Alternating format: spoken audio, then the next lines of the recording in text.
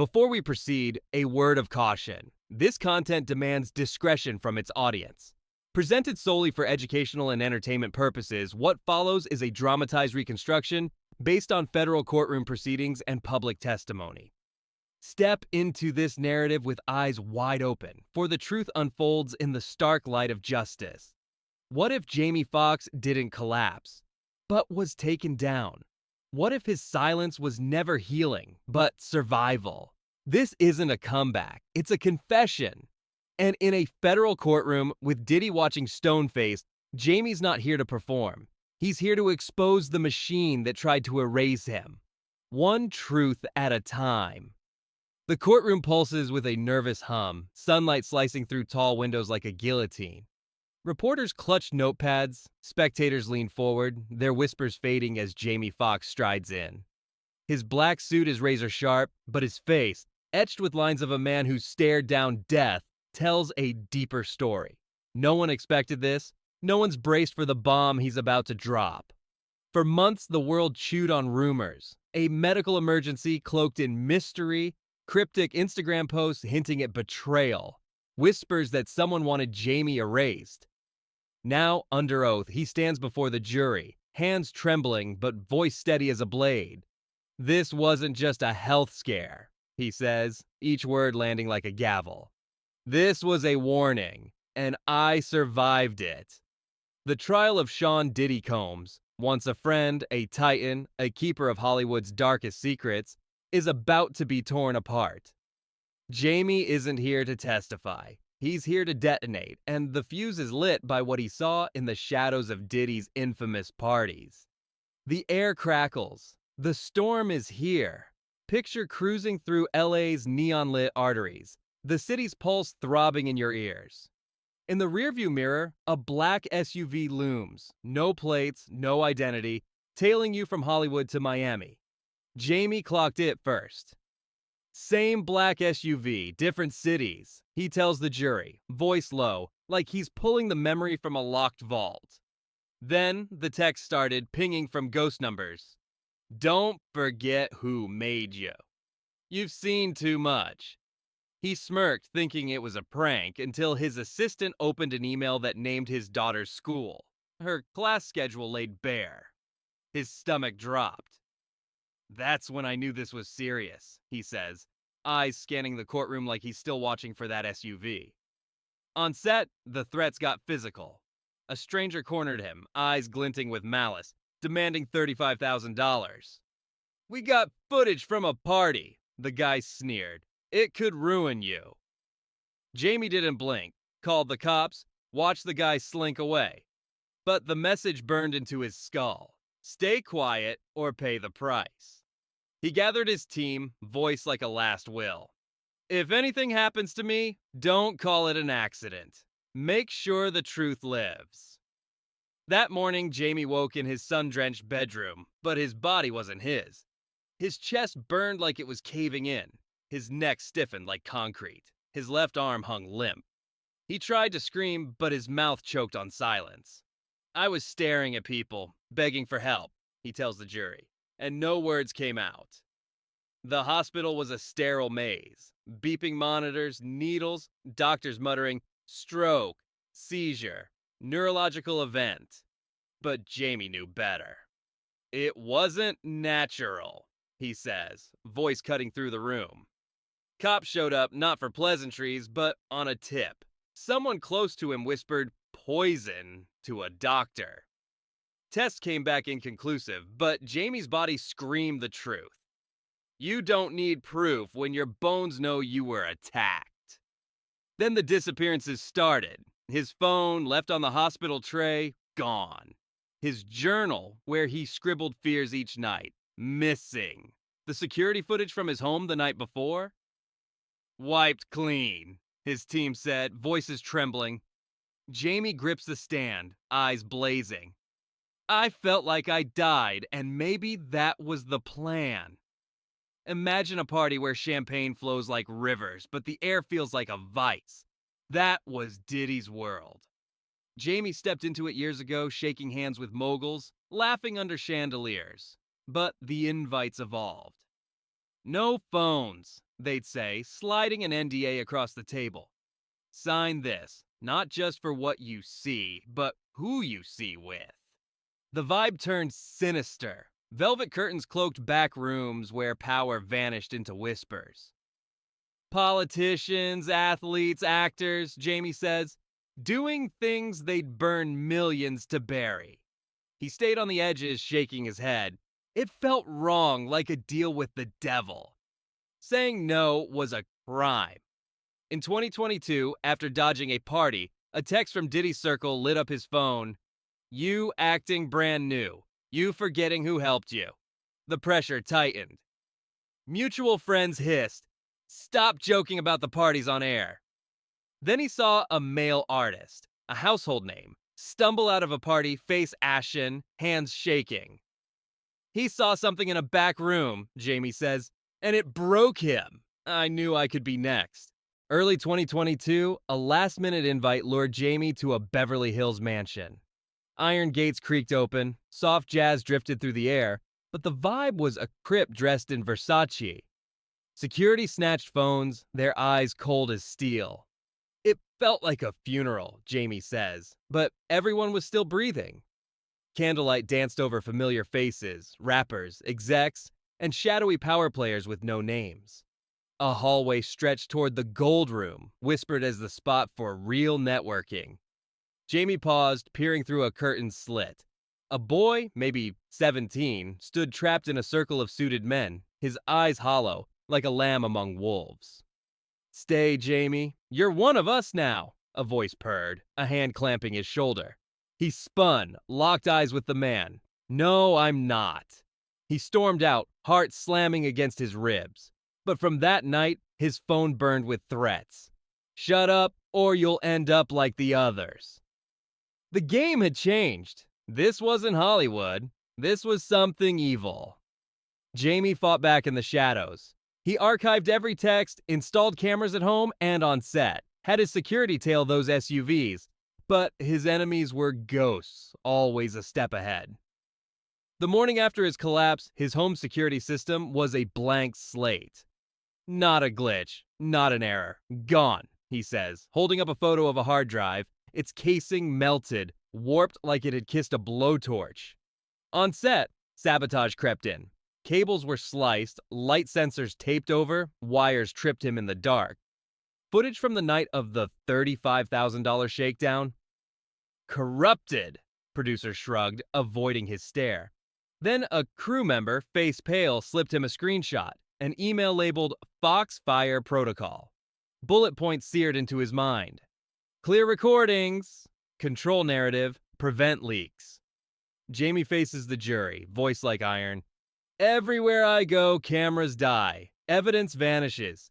You tell me that's a coincidence. The courtroom shifts, the weight of his words sinking in. Kim Porter haunts Jamie's story like a specter. At a quiet event, she pulled him into a corner, her eyes sharp, no trace of her usual warmth. Be careful who you trust, Jamie, she whispered. They're watching us. She spoke of talking to a journalist, maybe the feds. I saw too much and I'm tired of being quiet.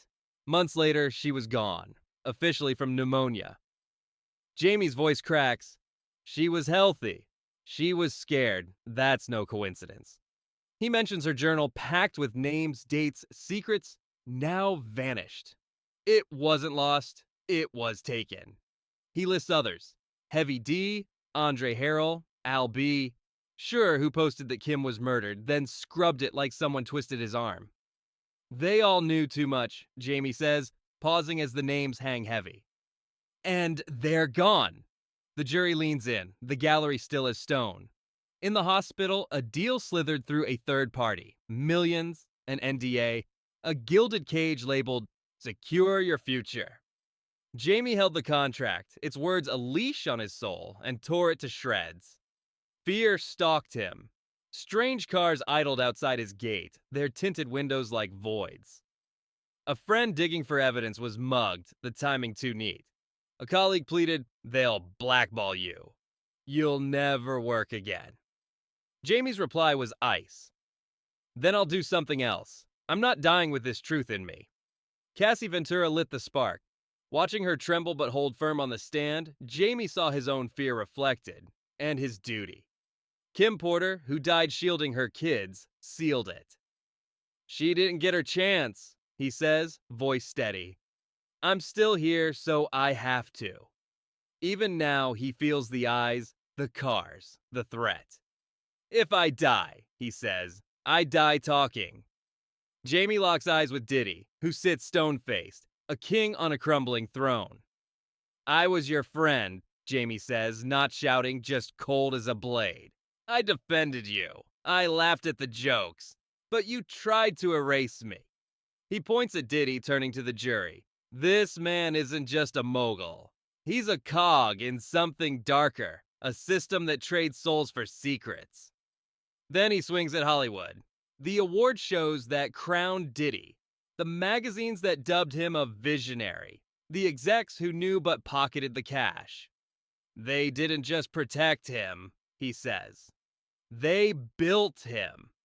"You built an empire on NDAs, fear, and manipulation," he tells Diddy, eyes burning. "But empires crack, and they fall fast." The words land like a fist, the courtroom holding its breath. Jamie steps down from the stand, his footsteps echoing in the hush. No applause, no gasps, just a stillness that screams the world has shifted. He doesn't glance at Diddy. He doesn't need to. The truth, once locked in the shadows of parties and threats, now burns under the light of justice. "I owe it to myself," he said, and the world heard. The empire of silence, built on fear, money, and buried secrets, is cracking. Jamie Foxx, the man they tried to erase, stands unbroken, a flame no one can snuff out. But Jamie's story, his collapse, his warning, his refusal to die silent, was never just about him. It was a crack in the foundation, one that let the rot show through. And if you follow that crack deep enough, it doesn't lead to headlines. It leads here. To a room bathed in candlelight, a girl trembling over a contract, and a predator waiting behind polished charm. Picture this. A penthouse draped in shadows, its only light the soft flicker of candle flames dancing across cold marble and dark-paneled walls. The low thump of a hip-hop beat hums in the background, not loud, but constant, like a pulse that refuses to die. At the center of it all, a young woman, just 19, barely out of girlhood, sits at a sleek mahogany table. Her fingers tremble as they hover above the dotted line. Across from her, Sean Diddy Combs leans forward, calm, composed, his voice smooth like silk stretched over steel. "Sign this," he says, sliding the non-disclosure agreement toward her, the paper pristine, legal, cold. "And your dreams? They'll come true." But the contract is no doorway to destiny. It's a collar, a muzzle. A calculated pact of silence wrapped in the illusion of opportunity. She hesitates, not because she doesn't want it, but because some part of her still hears the warning bells buried beneath the beat. Diddy's eyes stay locked on hers, unblinking. "This is how the game works," he says, and in that moment the line between aspiration and entrapment disappears. She signs. That NDA didn't exist in a vacuum. It wasn't an isolated act of manipulation. It was a page from a playbook used time and again, perfected over years. What she lived was just one instance in a pattern, replicated across decades, spanning hotel suites, studios, backstage rooms, and penthouses just like this one. The real horror isn't just what happened to her, it's that it happened so many times the system no longer needed force. It ran on momentum, and Sean Combs wasn't a passive participant. He was the architect. With Bad Boy Records, he didn't just cultivate stars. He constructed a pipeline, a machine, one that scouted the desperate, seduced the eager, and devoured the compliant. His empire thrived on shadows. NDA after NDA, party after party, the whispers, the favors, the hands that signed for silence. From the infamous freak-offs to the web of enablers paid to protect him, it wasn't just power he held. It was immunity, purchased and reinforced by a culture trained to look away. Then came the footage, grainy, time-stamped, 2016, a hotel hallway. Diddy striking Cassie Ventura, the woman who once stood by his side. It wasn't just an act of violence, it was a rupture. When that video surfaced in May 2024, the damage wasn't just reputational. It tore a hole in the veil, and behind it, more victims, more voices, more stories buried under contracts and careers. This story isn't about scandal, it's about structure. It's about how one man learned to twist power into protection, and how an industry let him do it. The courtroom may now sit in silence, but that penthouse moment still echoes. Proof of a design meant to seduce, isolate, and silence. To understand Diddy's empire, you have to rewind to Harlem, early 1990s. The streets buzzed with ambition, and a young Sean Combs was already more than a music executive. He was a strategist. As he built Bad Boy Records, he wasn't just chasing talent, he was curating control. The targets were always the same: black and brown youth, mostly boys, sometimes girls, often aged 14 to 25. Kids from fractured homes, surviving rough blocks, with dreams bigger than their options. Like John Doe, 16, Brooklyn, 1995. He rapped at a showcase, his verses raw and hungry. Diddy pulled him aside after the applause died. "You're the next Biggie," he told him, eyes gleaming. "But first, you gotta show me you're loyal." John thought he meant the studio, the booth, the grind. He was wrong. Loyalty in Diddy's world meant silence. It meant obedience.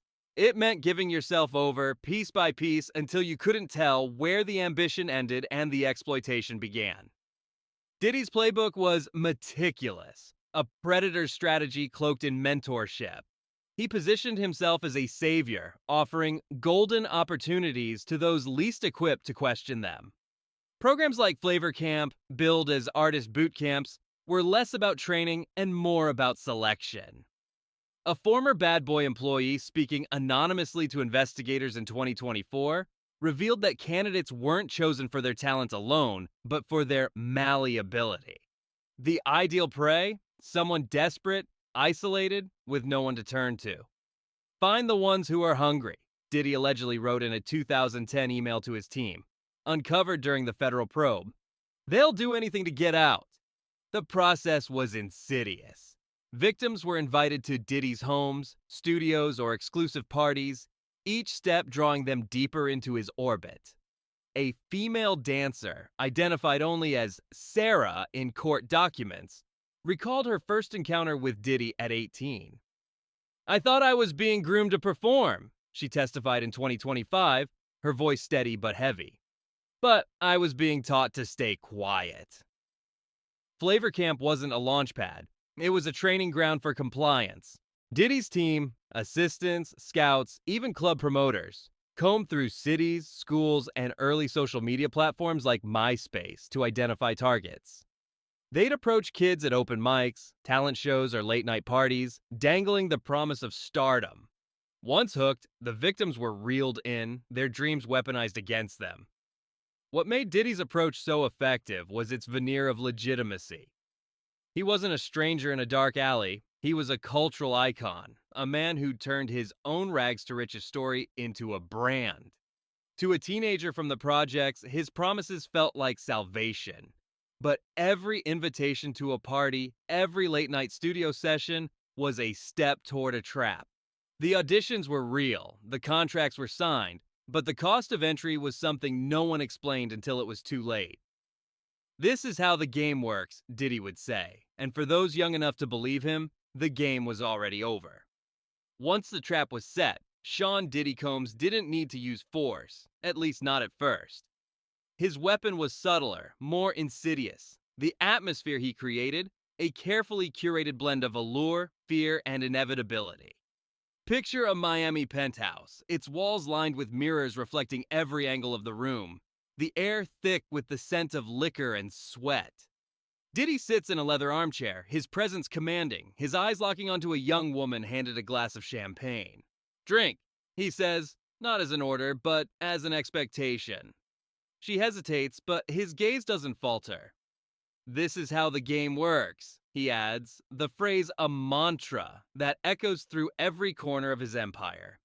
Cassie Ventura, his former girlfriend, described it in her 2023 testimony. He didn't force me to drink, but his eyes told me I had to. That moment, that glass, was the first step in a psychological unraveling, a process designed to erase boundaries until victims no longer recognized right from wrong. Diddy's manipulation was a masterclass in control, a three-step descent into submission. Step 1. The drink, often laced with GHB or ketamine, blurring consciousness just enough to dull resistance. Step 2. The introduction of sexual acts, framed as part of the party's culture. The infamous freak-off parties were no spontaneous bacchanals. They were scripted performances, complete with strangers invited to participate, cameras rolling to capture every moment, and Diddy orchestrating from the center. A female victim, identified as Jane Roe in court filings, recounted her first freak-off in 2024. They handed me a red dress, checked my weight, 128 pounds, good enough, and led me into a room with mirrors everywhere. I felt like I was playing a role, and if I didn't perform, I'd be cut. Step 3. Normalization. Over time, victims stopped questioning. They observed, adapted, and accepted the depravity as the cost of staying in Diddy's world. The September 2024 indictment revealed chilling evidence. Over 1,000 bottles of baby oil and vials of sedatives found in Diddy's Holmby Hills mansion. Tools of a machine built to break wills. Jane Roe's voice cracked as she testified, "They gave me a drink. When I woke up, I was on a screen doing things I didn't remember." Diddy said, "Keep this quiet or everyone sees." The mirrors in that penthouse weren't just decor. They were a metaphor for Diddy's control, reflecting his victims back to themselves, distorted and powerless. The freak-offs were theaters of compliance, where every act was choreographed to make deviants feel routine. A former party planner speaking to investigators described the precision. There were rules, weight limits, dress codes, no tattoos. If you looked tired, they'd drip you with drugs to keep going. Victims became actors in a play they didn't write, their shame recorded as leverage. The process was so gradual, so deliberate, that many didn't realize they'd been stripped of agency until it was too late. By the time they saw themselves on those screens, the game had already claimed them. But Diddy's control didn't end when the party did. The penthouse doors may have opened, but an invisible cage snapped shut around his victims.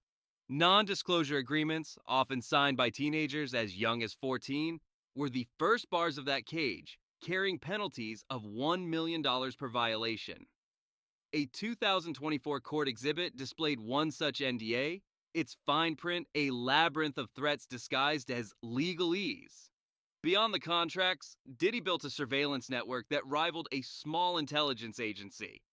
Drivers, bodyguards, assistants, and even lawyers formed a web, tracking victims' every move. A former bodyguard testifying anonymously admitted, "I was told to log every call they made, every address they visited. If they stepped out of line, I reported it." The system was airtight, designed to detect any hint of rebellion. When federal agents raided Diddy's properties in March 2024, they uncovered over 100 laptops and phones, a digital vault holding terabytes of freak-off footage, meticulously cataloged like trophies. The cage wasn't just technological, it was social. Diddy's parties were star-studded affairs, attended by A-list rappers, actors, and moguls, their presence lending an air of normalcy to the depravity. A victim recalled a chilling moment. "I saw a famous rapper watch as I was pulled into a room. He turned away like it was his cue." The silence of those celebrities was as crucial as the NDAs, a collective agreement to look the other way. Not because they didn't see, but because they knew when to avert their eyes. "It wasn't that no one saw," a witness later told prosecutors. "It's that everyone knew when to look away." That complicity, that unspoken code, turned Diddy's world into a prison without walls, where victims were watched, judged, and silenced by an entire ecosystem built to protect its king. The cameras stopped rolling, but the threat never did. For those who dared to speak, Sean "Diddy" Combs had a playbook to silence them, a ruthless machine that crushed dissent with precision. When Cassie Ventura filed her lawsuit in November 2023, accusing Diddy of years of abuse, the backlash was swift. Anonymous calls flooded her phone, their messages chilling. "You'll never work again." Tabloids, fueled by Diddy's PR team, branded her a gold digger, their headlines screaming betrayal. A female singer, known for a single hit in 2009, faced a darker fate. After hinting at Diddy's secrets in a radio interview, her career vanished overnight. No gigs, no contracts, no trace.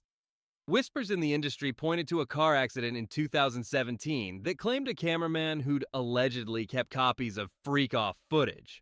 The police called it a tragedy. Insiders called it convenient. Diddy's reach extended beyond threats and disappearances. He wielded media like a weapon, with outlets like Page Six publishing glowing profiles, such as a 2019 piece hailing him as a philanthropic titan, days after a victim filed an anonymous complaint. Churches, too, played their part, with pastors praising Diddy's donations while ignoring the screams behind his generosity. An email uncovered in the 2024 federal probe laid it bare. Diddy's PR team instructed an associate to handle a victim with a $50,000 payout, adding, "Make it quick." This wasn't about protecting an image. This was about rebuilding a god from the ashes of his sins. "I got a call at 3 a.m., a former Bad Boy intern testified in 2025, her voice trembling. "They said if I talked, my family would pay." Diddy's empire didn't just silence voices. It erased them, leaving behind a trail of broken lives and unanswered questions. But Diddy didn't operate in a vacuum. His power was propped up by the gatekeepers of pop culture, figures whose influence shielded him from scrutiny.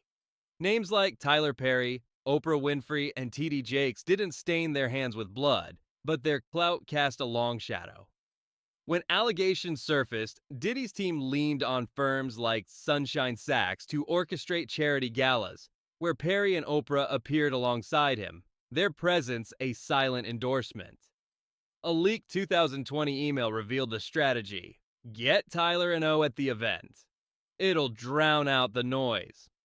The noise was a lawsuit from a 22-year-old dancer buried under headlines about Diddy's generosity. T.D. Jakes, whose megachurch received millions from Diddy, preached sermons on forgiveness while sidestepping the accusations.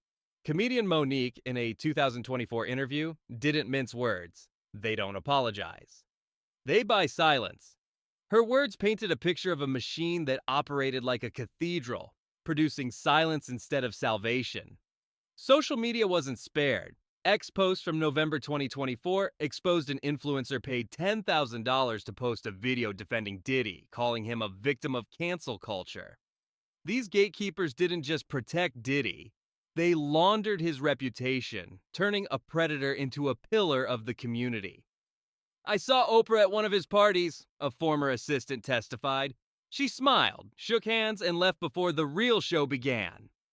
Their power wasn't in what they did, but in what they chose not to see. Their silence as deafening as the music in Diddy's penthouses. Diddy's story isn't the heart of the problem. It's a symptom of a deeper rot. The real scandal lies in a culture that thrives on deliberate amnesia, where power is built on the bones of the silenced. Why did it take decades for the truth to surface? Who profited from the quiet? The 2016 video of Diddy assaulting Cassie Ventura, once a fleeting rumor, now plays on a courtroom screen. Its grainy frames exposing a man who thought himself untouchable. But the light doesn't just shine on him, it illuminates an industry that watched, nodded, and turned away. Cassie, Jane Roe, and countless others broke the rules of the game, their courage cracking open a vault of secrets. Yet the question lingers: who's next? What boy or girl, eyes bright with dreams, will step into a room lit by candles, a camera whirring in the dark?